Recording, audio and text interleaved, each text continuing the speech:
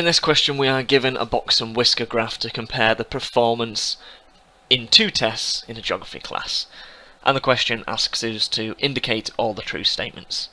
The first statement claims that the range of marks in test A was greater than in test B. Remember, the range is the difference between the highest and the lowest mark, so it's this distance here for test A and this distance here for test B.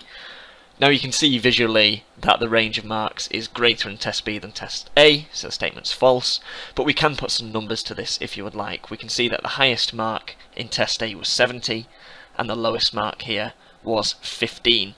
So that means the range was 55, whereas in test B the highest mark was 90 and the lowest mark was just underneath 20.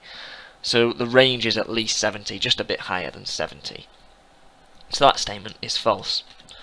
The next statement claims that the median mark in test B was approximately 10 percentage points higher than the median mark in test A. Well, we can see the median mark in test A is just slightly higher than the 40 mark, it's just here.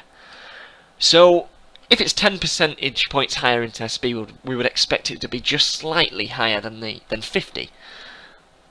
And we can see that the median in test B is just so, it's just slightly higher than 50. So the answer to this statement is true.